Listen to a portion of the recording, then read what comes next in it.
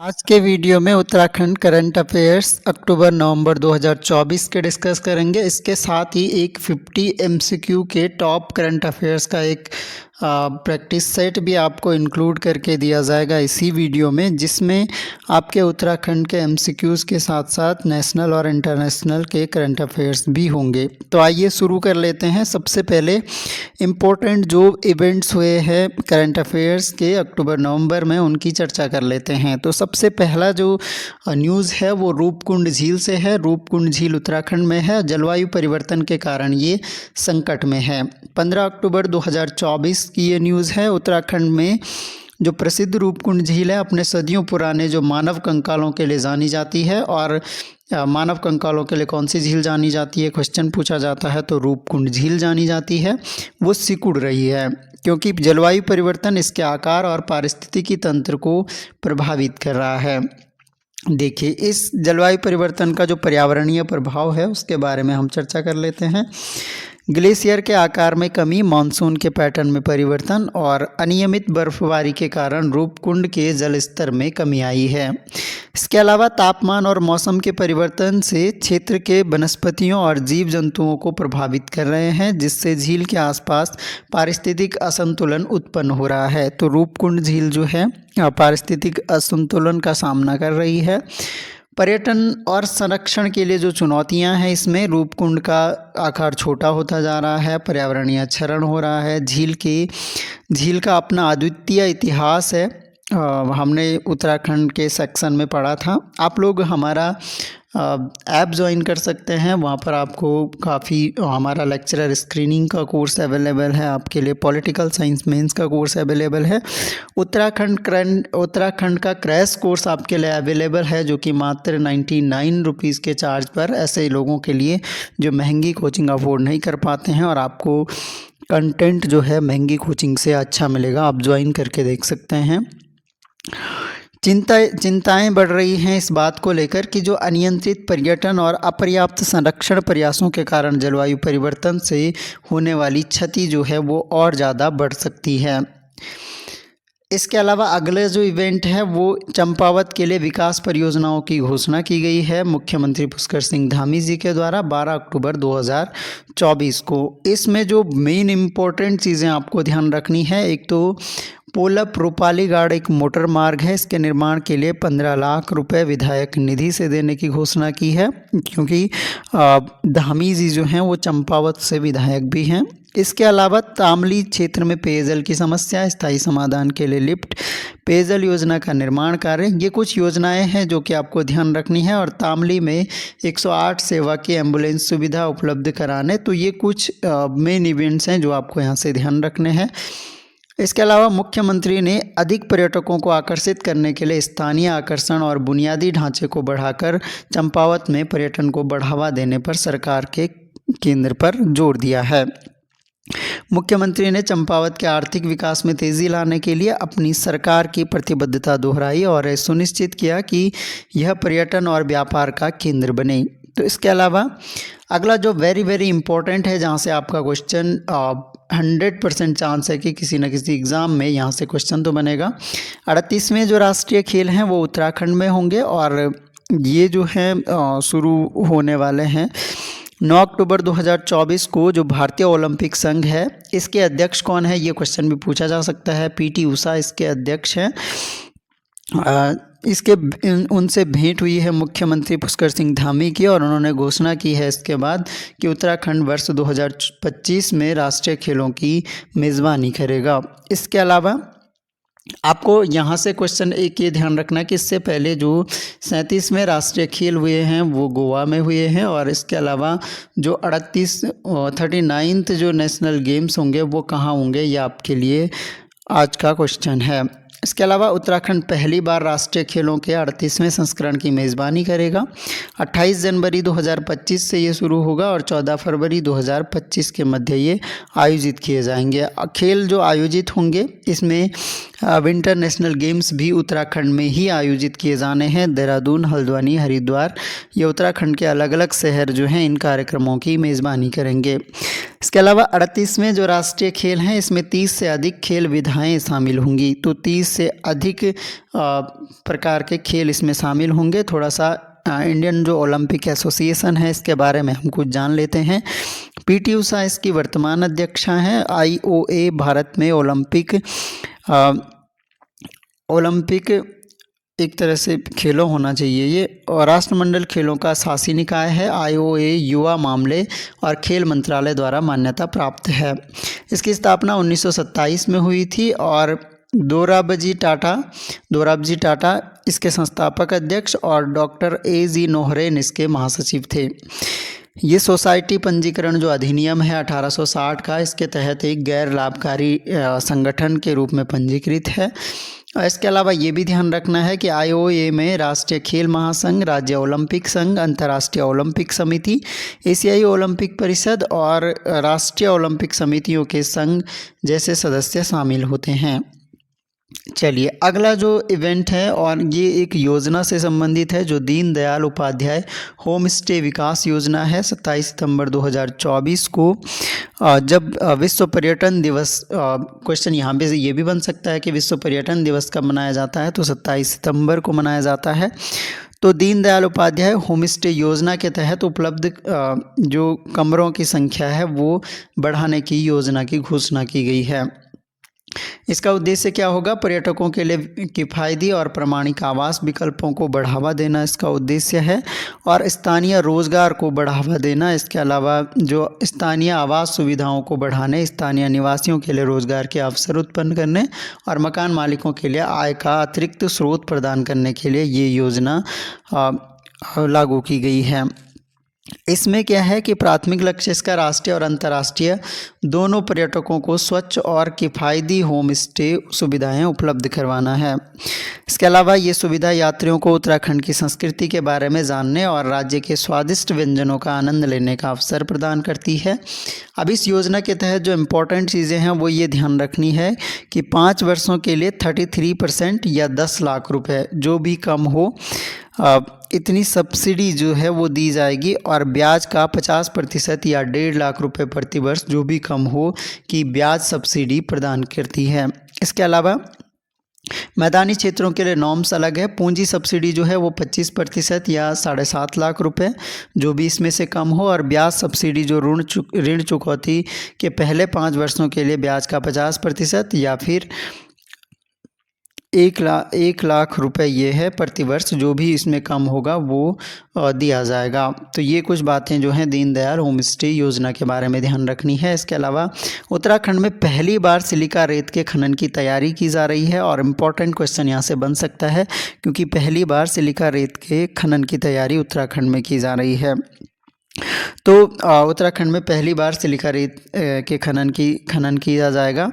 उत्तरकाशी में 9 जगहों पर, जहां पर 215 हेक्टेयर जगह को चिन्हित किया गया है, इसके खनन की तैयारी में भूतत्व और खनिकर्म विभाग जुट गया है। प्रत्येक वर्ष 15 लाख टन सिलिका रेत निकालने की योजना है। इस कार्य को बोली के माध्यम से किया जाएगा। इसका बेस लाइन मूल्य जो है वो 15 करोड़ रुपए रखा जाएगा। अभी तक भूतत्व और खनिकर्म विभाग कुमाऊं और गढ़वाल मंडल की नदियों में खनन करता है। इसके अलावा बागेश्वर में खड़िया की निकासी होती है, इससे विभाग को अधिक राजस्व भी प्राप्त होता है। अब इसके बारे में ये ध्यान रखना है कि जो यह रेत है मुख्य तत्व सिलिका और ऑक्सीजन से बनी होती है, इसलिए इसका नाम सिलिका रेत है, और इसका उपयोग जो है कांच के निर्माण में होता है। साथ ही मिट्टी के पात्र, जो मिट्टी के बर्तन होते हैं, निर्माण सामग्री, पेंट और कोटिंग्स से लेकर गोल्फ कोर्स और खेल के मैदान में भी इसका प्रयोग किया जाता है। तो कुछ इम्पोर्टेंट बातें सिलिका रेत के बारे में हो गई।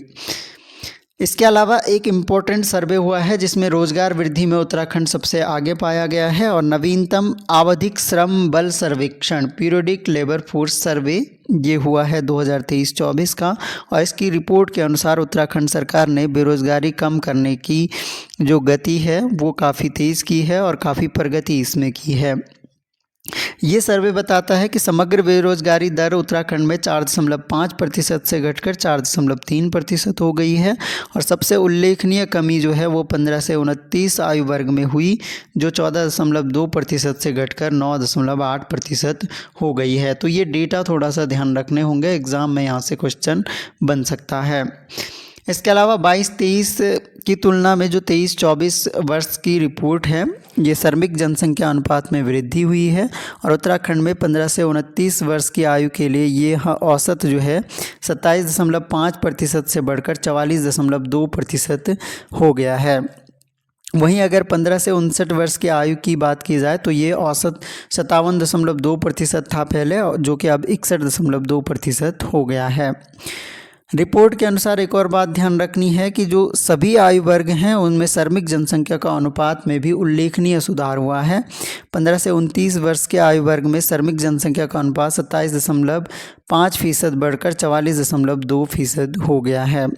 इसी प्रकार 15 to 59 जो कैटेगरी है, इसका जो श्रमिक अनुपात वर्ग प्रतिशत है वो 57.2 से 61.2% हो गया है और 15 साल और उससे ऊपर की श्रेणी के लिए 53.5% से बढ़कर यह 58.1% हो गया है। तो ये कुछ डेटा है, डेटा से क्वेश्चन अक्सर बनते हैं और ये टफ क्वेश्चन हो जाते हैं, तो अगर आपने एक बार इसको स्टडी किया है तो आप आंसर कर पाएंगे।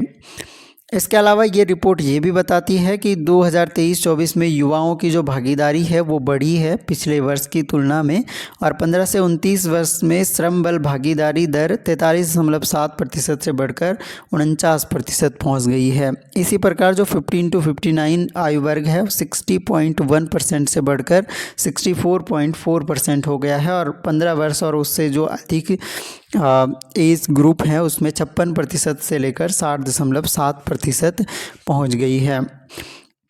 इसके अलावा अब इस रिपोर्ट के बारे में थोड़ा सा जान लेते हैं। आवधिक श्रम बल सर्वेक्षण जो रिपोर्ट है ये भारत में रोजगार और बेरोजगारी की स्थिति को मापने के लिए सांख्यिकी और कार्यक्रम कार्यान्वयन मंत्रालय जो हमारा है इसके तहत NSO द्वारा आयोजित किया जाता है, नेशनल स्टैटिस्टिक्स ऑर्गेनाइजेशन जो हमारी है। तो इसके अलावा इसे राष्ट्रीय नमूना सर्वेक्षण जो कार्यालय है NSSO द्वारा पहले किए गए श्रम बल सर्वेक्षणों की सीमाओं को दूर करने के लिए विकसित किया गया था।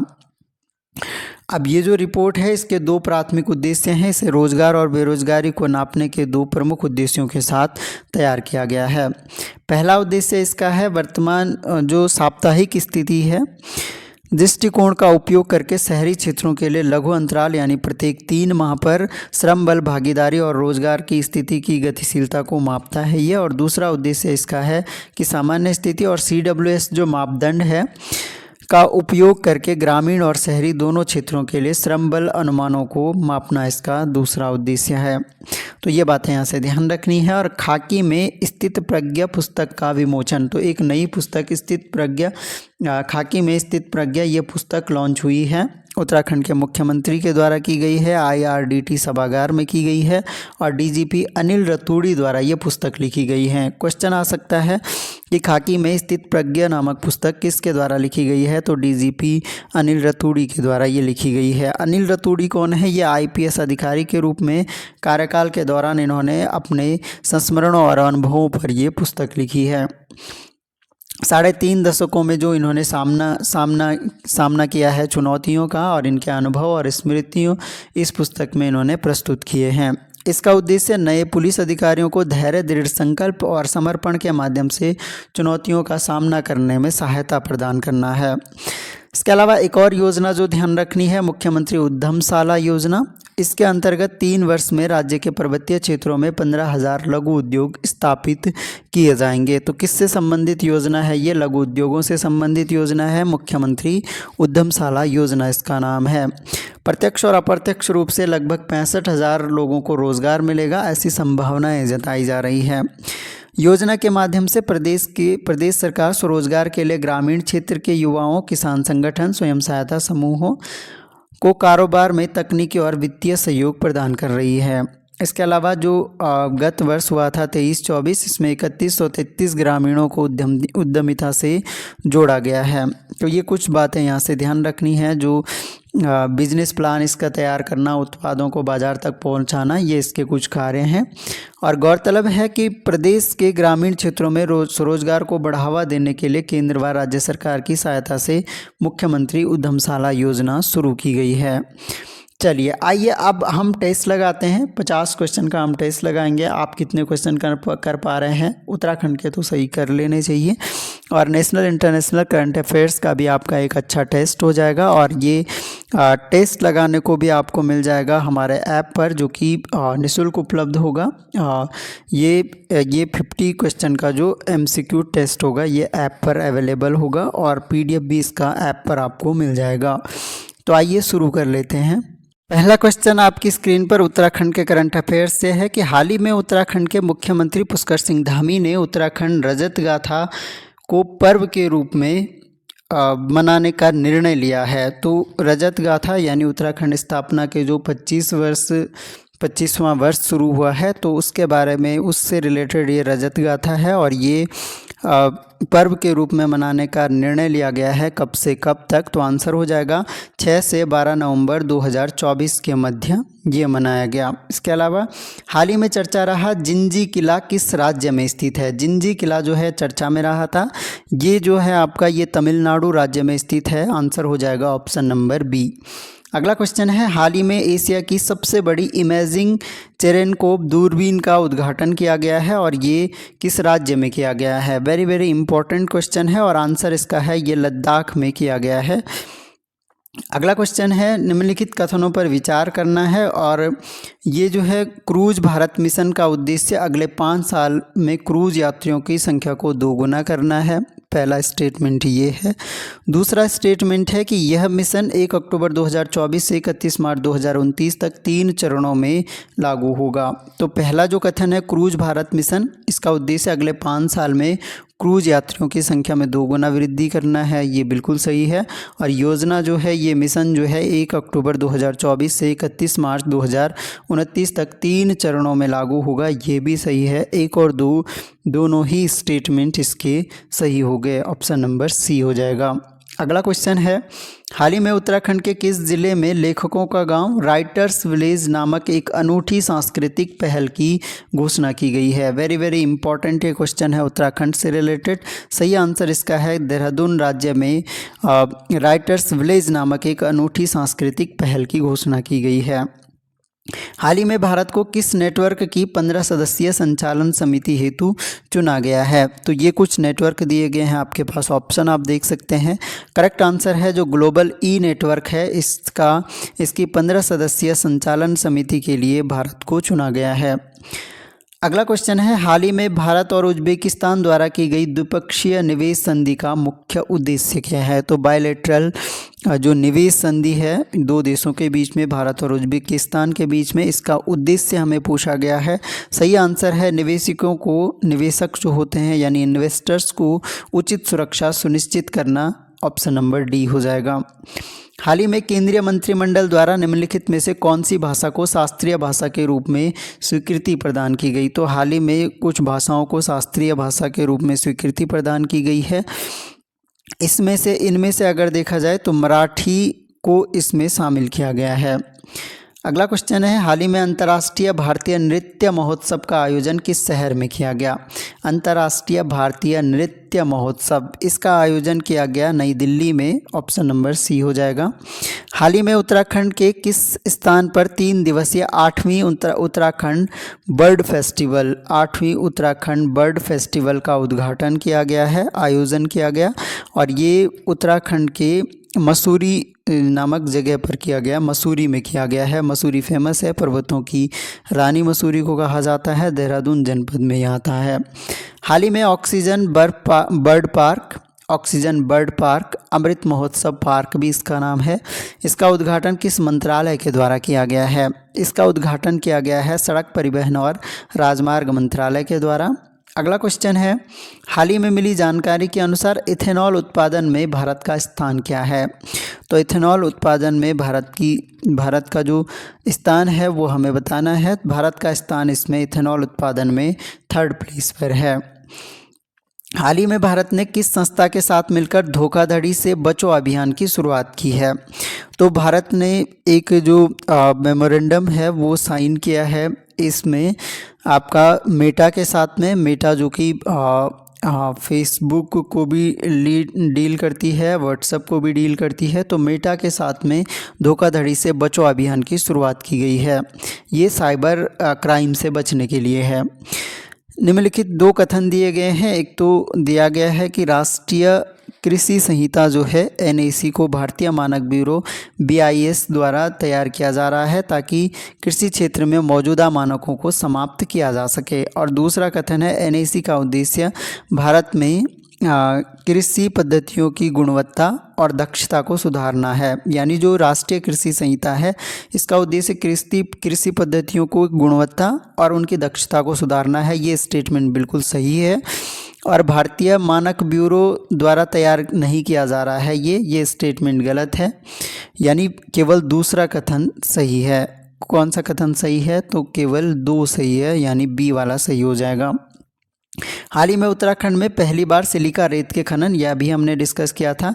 इस योजना के तहत किस विभाग ने खनन स्थलों को चिन्हित किया है? हमने पढ़ा था कि उत्तरकाशी जनपद में कुछ स्थल चिन्हित किए गए हैं जो कि जहाँ पर सिलिका रेत का खनन किया जाएगा।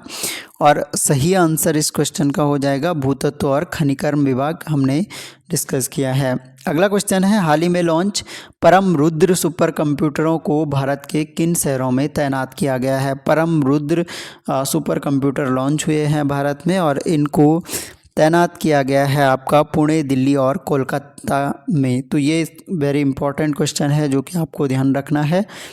अगला क्वेश्चन है, हाल ही में शुरू भारत जेन पहल का मुख्य उद्देश्य क्या है? भारत जेन पहल एक शुरू की गई है। इसका मुख्य उद्देश्य आपका जो सार्वजनिक सेवा वितरण को बढ़ावा देना। ऑप्शन नंबर B हो जाएगा। हाल ही में मिशन वसुंधरा 3.0 की शुरुआत किस राज्य ने की है? Mission Vasundhara 3.0 again very very important question है। असम राज्य ने ये मिशन शुरू किया है। हाल ही में यूरोपा क्लिपर मिशन का मुख्य उद्देश्य क्या है? देखिए, यूरोपा क्लिपर ये वेरी वेरी इंपॉर्टेंट एक मिशन है। इसका जो मुख्य उद्देश्य है ये मेनली बृहस्पति और चंद्रमा यूरोपा की बर्फीली सतह के नीचे महासागर का अध्ययन करने के लिए यूरोपा क्लिपर मिशन का शुभारंभ किया गया है। अगला क्वेश्चन है, हाल ही में उत्तराखंड प्रीमियर लीग UPL एक प्रीमियर लीग आयोजित की गई उत्तराखंड में, कौन सी टीम इसकी विजेता बनी है? तो क्वेश्चन बन सकता है एग्जाम में। उधम सिंह नगर इंडियन एक UPL फ्रेंचाइजी है जो कि इसकी विजेता बनी है, ये आपको ध्यान रखना है। हाल ही में विश्व स्वास्थ्य संगठन ने किस देश से ट्रैकोमा को जन स्वास्थ्य समस्या के रूप में समाप्त करने की घोषणा की है? ट्रैकोमा एक प्रकार की डिजीज़ है, इसको समाप्त करने की घोषणा किस देश के लिए की है? WHO ने, वर्ल्ड हेल्थ ऑर्गेनाइजेशन ने। आपके लिए एक क्वेश्चन ये है, यहाँ से WHO की स्थापना आपको कमेंट बॉक्स में बतानी है। इस क्वेश्चन का सही आंसर है भारत को ट्रैकोमा डिजीज़ से मुक्त, यानी ट्रैकोमा भारत में समाप्त करने की घोषणा की है WHO ने। हाल ही में G7 के रक्षा मंत्रियों की बैठक का आयोजन किया गया, ये किस शहर में हुआ है? वेरी वेरी इंपॉर्टेंट ये क्वेश्चन है, ये नेपल्स में हुआ है। ऑप्शन नंबर C हो जाएगा। हाल ही में जारी लिविंग प्लेनेट रिपोर्ट 2024 किस संगठन द्वारा जारी की गई है? लिविंग प्लेनेट रिपोर्ट 2024 ये आपका जारी की गई है world wide fund for nature WWF के द्वारा ये जारी की गई है। अगला क्वेश्चन है, गिरीश चंद्र मुर्मू को किस संगठन का अध्यक्ष चुना गया है? गिरीश चंद्र मुर्मू जो हैं ये भारत के CAG थे, अब ये CAG पद से मुक्त हो गए हैं। नए CAG भी हमारे अपॉइंट हुए हैं हाल ही में। आप इनका नाम कमेंट बॉक्स में बताइएगा, नए CAG हमारे कौन बने हैं। तो गिरीश चंद्र मुर्मू जो हैं ये चुने गए हैं आपका एशियाई सर्वोच्च लेखा परीक्षा संस्थानों का जो संगठन है उसके अध्यक्ष चुने गए हैं। हाल ही में मुख्यमंत्री उद्यमशाला योजना, ये भी हमने अभी थ्योरी सेक्शन में डिस्कस किया था। उत्तराखंड के कितने लघु उद्योग स्थापित करने का लक्ष्य है? तो लघु उद्योग स्थापित करने का लक्ष्य रखा गया है इस योजना के तहत। 15,000 लघु उद्योग स्थापित करने का उद्देश्य रखा गया है। भारत सरकार द्वारा हाल ही में किस योजना के अंतर्गत कच्चे घरों का सर्वेक्षण शुरू किया गया है? तो कच्चे घरों का सर्वेक्षण शुरू किया गया है आपका प्रधानमंत्री आवास योजना ग्रामीण PMAY-G के तहत। ऑप्शन नंबर ए हो जाएगा। हाल ही में राष्ट्रपति ने भारतीय कला महोत्सव के पहले संस्करण का उद्घाटन किया है। ये किस शहर में हुआ है? तो आंसर आपका हो जाएगा ये सिकंदराबाद, जो कि हैदराबाद में पड़ता है, यहाँ पर इसका उद्घाटन किया गया है। हाल ही में 21वां भारत आसियान शिखर सम्मेलन कहाँ आयोजित किया गया? भारत आसियान शिखर सम्मेलन कौन से नंबर का? 21 नंबर का। ये किस शहर में आयोजित किया गया है? तो सही आंसर इस क्वेश्चन का है ये वियंतियाने, एक शहर है जो कि लाओस देश में पड़ता है, यहाँ पर इसका शुभारंभ किया गया है। देश की राजधानी दिल्ली को प्रदूषण मुक्त बनाने के लिए उपराज्यपाल ने किस अभियान की घोषणा की है? तो ये वेरी इंपॉर्टेंट एक अभियान शुरू किया गया है, इसकी घोषणा की गई है धूल मुक्त दिल्ली अभियान। अगला क्वेश्चन है, हाल ही में उत्तराखंड के किस जिले में कबाड़ से वेस्ट वंडर पार्क यानी कबाड़ से वेस्ट वंडर पार्क का निर्माण किया गया है? वेरी इंपॉर्टेंट है, आंसर आपका हो जाएगा उत्तरकाशी जनपद में कबाड़ से वेस्ट वंडर पार्क का निर्माण किया गया है। हाल ही में ICC महिला T20 विश्व कप 2024 के फाइनल में किस टीम ने खिताब जीता? तो जो महिला T20 वर्ल्ड कप है वो किस टीम ने जीता है, ये आपके लिए क्वेश्चन है, और इसका सही आंसर है न्यूजीलैंड ने जो है फाइनल जीत लिया है।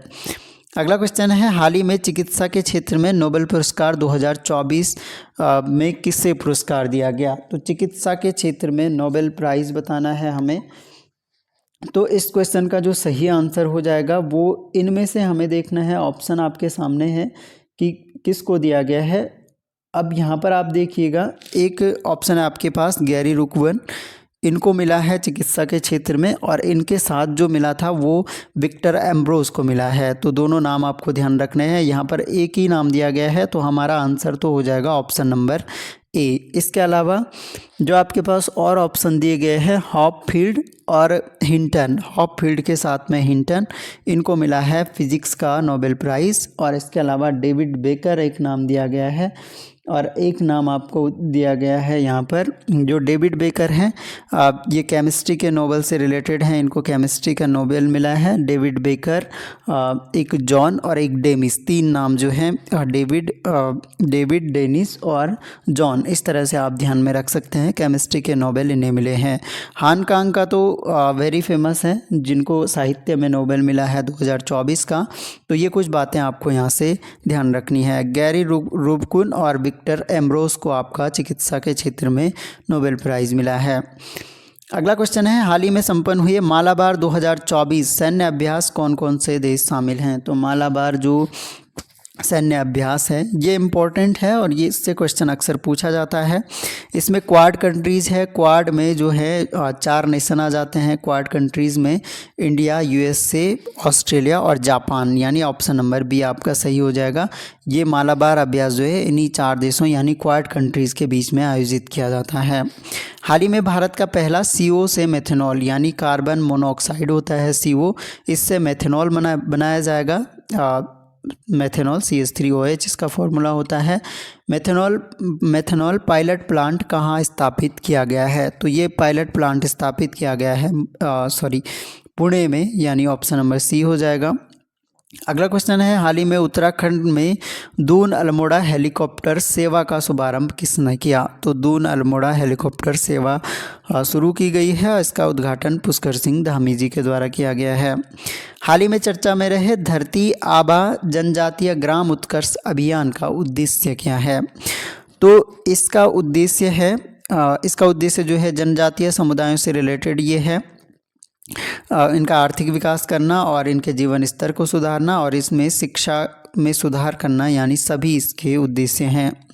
हाल ही में भौतिकी के नोबेल पुरस्कार 2024 के विजेता कौन है? तो ये अभी मैंने बताया था कि हॉपफील्ड और हिंटन, ये दो नाम आपको ध्यान रखना है, इनको फिजिक्स का नोबेल मिला है। विक्टर एम्ब्रोस और गैरी रूबकुन आपका चिकित्सा का हो गया। और डेविस वाला मैंने अभी आपको बताया था कि डेविस जहाँ पे आएगा, डेविस हसाबिस और जॉन जंपर, डेविस हसाबिस और जॉन जंपर। तो डेविस डेविड और जॉन, मैंने अभी बताया था डेविस डेविड और जॉन अगर आएगा तो ये केमिस्ट्री के नोबेल प्राइज़ विनर है। हॉन्गकॉन्ग आपका साहित्य के हैं और विक्टर एम्ब्रोस तो आपके चिकित्सा से रिलेटेड हो गए। तो ये नोबेल प्राइज़ से आपका कोई भी क्वेश्चन बनता है तो वो गलत नहीं होना चाहिए और बनेगा, ज़रूर बनेगा। वैश्विक भुखमरी सूचकांक 2024 में भारत का तो जो वर्ल्ड हंगर इंडेक्स है, इसमें भारत का स्थान जो है, भुखमरी में हम काफ़ी पीछे हैं वैसे भी, तो स्थान हमें बताना है। स्थान इस बार का जो रहा है वो 105वें स्थान पे रहा है भारत। अगला क्वेश्चन है नवाचार सूचकांक से रिलेटेड, यानी इनोवेशन जो इंडेक्स है, इसमें भारत का कौन सा स्थान है? इसमें भारत का स्थान 39th प्लेस है नवाचार सूचकांक से रिलेटेड। अगला क्वेश्चन है हाल ही में भारत कजाकिस्तान संयुक्त सैन्य अभ्यास काजिंद 2024 के 8वें संस्करण का आयोजन किया गया है। ये किस राज्य में किया गया है? तो ये हमारे राज्य उत्तराखंड में किया गया है, ये ध्यान रखना है। क्वेश्चन आपका ये भी बनता है कि काजिंद जो है किस किस के बीच में? तो इंडिया एंड कजाकिस्तान के बीच में ये होता है, तो ये भी आपको यहाँ से ध्यान रखना है। अगला क्वेश्चन है हाल ही में पश्चिमी हिमालय में पाई गई सांप की एक प्रजाति पाई गई है, इसका नाम जो है हॉलीवुड अभिनेता के नाम पे रखा गया है। उन हॉलीवुड अभिनेता का नाम हमें बताना है। आंसर आपका हो जाएगा लियोनार्डो डिकैप्रियो के नाम पे रखा गया है, बी ऑप्शन सही हो जाएगा। आईसीसी महिला टी20 विश्व कप 2024 की सर्वश्रेष्ठ टीम में किस भारतीय खिलाड़ी को शामिल किया गया है? तो एकमात्र भारतीय खिलाड़ी हरमनप्रीत कौर को आईसीसी जो महिला टी20 विश्व कप की सर्वश्रेष्ठ टीम है उसमें शामिल किया गया है। भारत के प्रधानमंत्री ने भारतीय कौशल संस्थान का उद्घाटन किस शहर में किया है? तो इसका जो करेक्ट आंसर हो जाएगा वो हो जाएगा आपका मुंबई में किया गया है। अगला क्वेश्चन है भारत ने विदेशी छात्रों को भारतीय विश्वविद्यालय में पढ़ने के लिए शारजाह में किस अभियान की शुरुआत की? तो अगेन इम्पोर्टेंट क्वेश्चन है और इसका जो करेक्ट आंसर है ये अभियान है आपका स्टडी इन इंडिया अभियान। उत्तराखंड में प्रस्तावित समान नागरिक संहिता यूसीसी को कब लागू किया जाएगा? तो 9 नवंबर इसकी डेट रखी गई थी और 9 नवंबर को लागू किया गया है। हाल ही में भारत ने किस देश के साथ ऑडियो विजुअल सह निर्माण समझौते पर हस्ताक्षर किए गए हैं? तो ऑडियो विजुअल सह निर्माण समझौता भारत ने साइन किया है आपका कोलंबिया के साथ में, ऑप्शन नंबर ए हो जाएगा। हाल ही में राष्ट्रीय ई गवर्नेंस प्रभाग ने नागरिकों की सरकारी सेवाओं तक पहुंच बढ़ाने के लिए किस ऐप को भारत की डिजिटल वॉलेट डिजी लॉकर के साथ एकीकृत किया है? तो डिजी लॉकर के साथ किस ऐप को एकीकृत किया गया है? आंसर आपका हो जाएगा Umang app, option number B. Bharat के किस शहर में दिव्यांगजनों को समर्पित 20वें राष्ट्रीय स्तर के दिव्य कला मेले का आयोजन किया गया? ये दिव्य कला मेला आपका पुणे में आयोजित किया गया। अगला क्वेश्चन है हाल ही में CSIR जो आपका राष्ट्रीय विज्ञान संचार एवं नीति अनुसंधान संस्थान है, CSIR जो कि आपका CSIR नेट की परीक्षा भी आयोजित करवाता है साइंस स्ट्रीम के लिए। तो विज्ञान के माध्यम से समाज की सेवा करने के लिए किस विश्वविद्यालय के साथ समझौते पर हस्ताक्षर किए हैं? तो CSIR ने हाल ही में जो समझौता हस्ताक्षर किया है ये किया गया है आपका गुरुग्राम विश्वविद्यालय के साथ में, बी ऑप्शन सही हो जाएगा। और अगला और अंतिम क्वेश्चन जो है हाल ही में विश्व स्वास्थ्य संगठन ने किस देश को मलेरिया मुक्त देश घोषित किया गया है? तो ये वेरी इंपॉर्टेंट क्वेश्चन है। अभी WHO ने मिस्र को मलेरिया मुक्त देश घोषित किया है, तो option number D correct answer हो जाएगा। तो ये हमने टॉप 50 करंट अफेयर्स के MCQ डिस्कस किया। आप इनमें से कितने क्वेश्चन सही कर पाए ये आप कमेंट बॉक्स में बताइएगा।